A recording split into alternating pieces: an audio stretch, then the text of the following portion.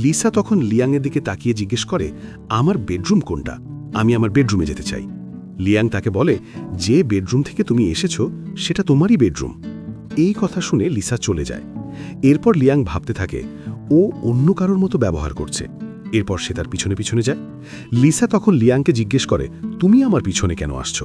কোথাও তোমার উদ্দেশ্য আমার সঙ্গে রাত কাটানো তো না? লিয়াং বলে, আমি এমন কিছু কেন করব?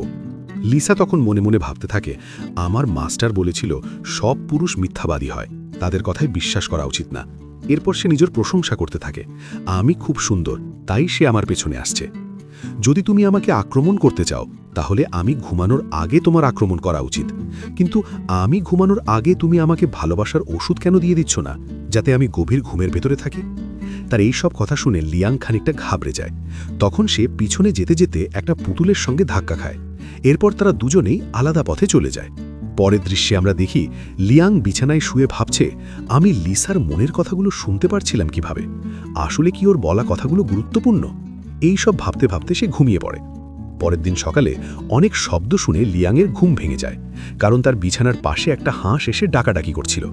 সে যখন চোখ খুলে এত বড় এক হাঁস দেখে তখন সে ভয়ে চিৎকার দিয়ে ওঠে। এরপর সে যখন রেডি হয়ে বাহিরে আসে তখন তার সামনের দৃশ্য দেখে অবাক হয়ে যায়, কারণ লিসা সুইমিং পুলে এতগুলো হাঁস রেখে দিয়েছিল এবং সে সেই হাঁসগুলোকে বারবিকিউও করছিল। এই সব দেখে লিয়াং রেগে গিয়ে তার খাস খাদেমকে জিজ্ঞেস করে, এসব কি চলছে?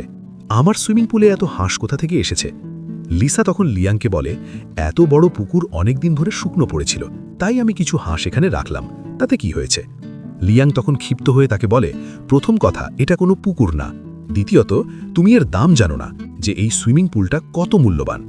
লিসা তার মুখ বন্ধ করার জন্য তার মুখে হাঁসের বারবিকিউ ঢুকিয়ে দেয় আর বলে, খেয়ে দেখো কত সুস্বাদু হয়েছে। তখনই লিয়াংয়ের চোখ পড়ে সেই স্টিকের দিকে। সে তাকে জিজ্ঞেস করলে লিসা বলে, এই জিনিসটা তো বারবিকিউ করার জন্যই ব্যবহার করা হয়, আমি তো পাহাড়ে বসে এভাবেই করতাম। আমি জানি তুমি লজ্জা পাচ্ছ, ভয় পেও না, খাও, এটা সত্যিই সুস্বাদু।